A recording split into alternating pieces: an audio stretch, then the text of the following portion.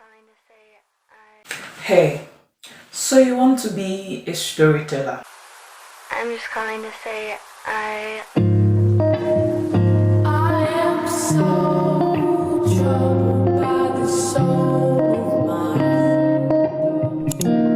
You've been intrigued by other people's stories and you think you may want to write your own and it's looking very far-fetched. Nope, it's not far-fetched.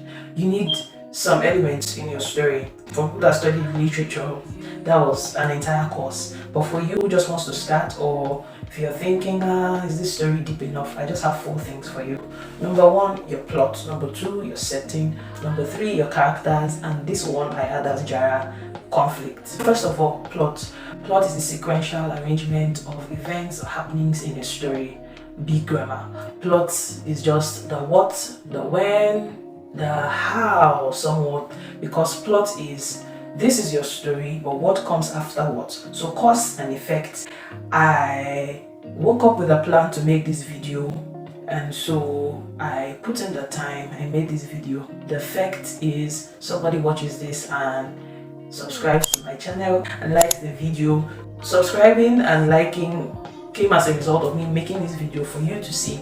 Cause effect. So the first thing, Jemima made the video, and then somebody watched the video, and then somebody liked and subscribed to her channel because of the video. So plot, what happens afterwards?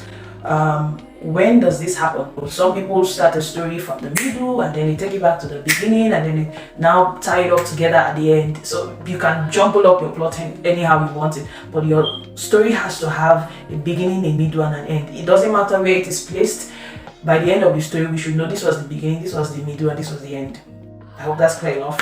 Secondly, your characters. People are the ones that do actions. Even if they are not people, animals can be characters in stories. Most of us read Animal Farm by George Orwell. Who or what is performing your action? Characters. Your characters are very important. They help to bring out the actions you want to show. It can even be a single character in your story.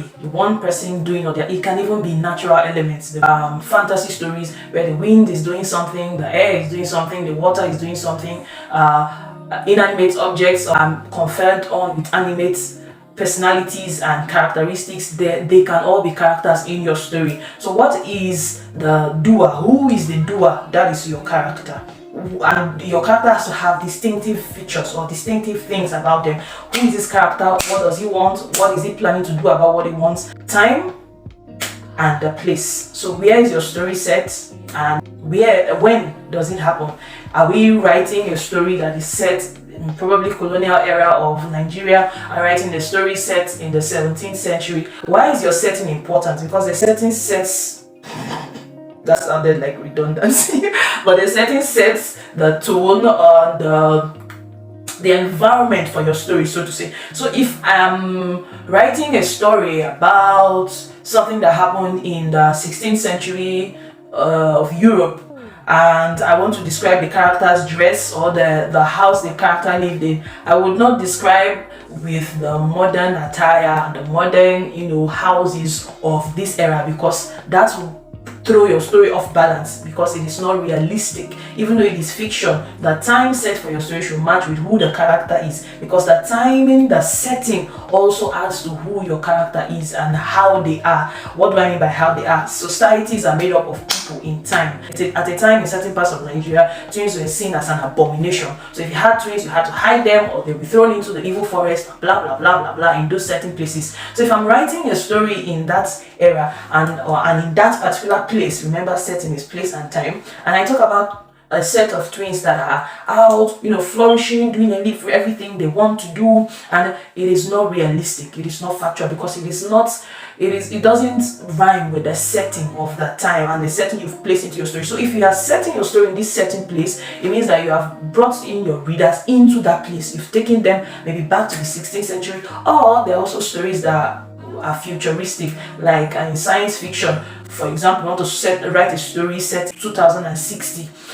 I don't think we'll still be doing many of the things we do now. I don't think there will still be, let me not say something so it's as if I'm taking people out of jobs. But we are seeing the reality. We are just in 2023 and so many people are out of jobs because so many jobs have become redundant. So just imagine what happens in 2060. It has not happened yet, but you can foretell into the future through your stories. So in your stories, you can bring in elements of, oh, this may be something that will be happening, then we may not need to be using cars with fuels anymore. We can have cars that's powered by water, by wind. You have taken your readers from where they are in 2023 into a certain place in 2060, and so even the houses that we live in will be different the way you would describe them in the books. So that is setting. Setting is very important. It adds to who your character is, and it also adds to the plot of your story. It adds to the entire story you are talking about, and that leads us into conflict. If there is no conflict, it's a story that just goes on, defining thing and no defining result, and that cause and effect thing we talked about, right? So something has to happen for something to happen, and in conflict is usually like that, especially for the protagonist who lives his life to the final result of this thing he wants to do or this thing he wants to accomplish. So conflict is the drama, the tension that comes from this character wanting to accomplish this thing. And so conflict can be even within the character himself. Okay, I want to stand up and do this video now, and this is the story. The story is Jemima wants to get up and record this video.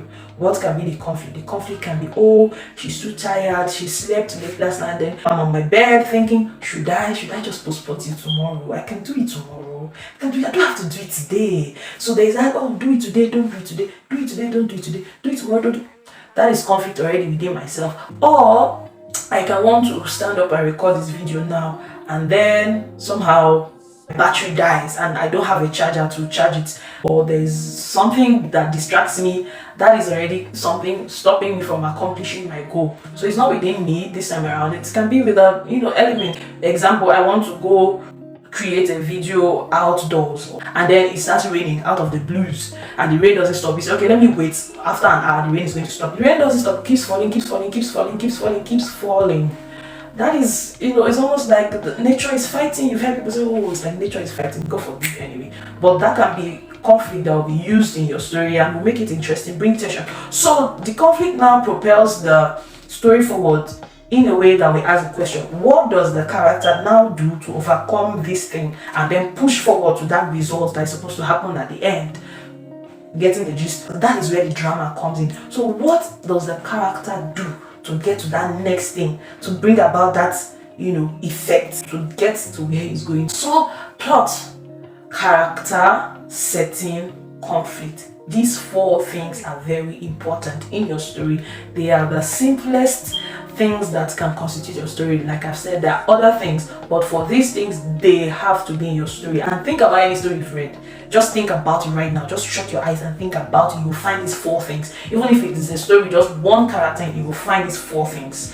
You will find them in even if it's a story about elements, like we said at the beginning, water, air, fire, you will find these 4 things inside. Conflict, you will find it, because every day in life, even though you are not in the story, you see conflict left, right, and center. So they have to be in your story. Don't forget, and that's it.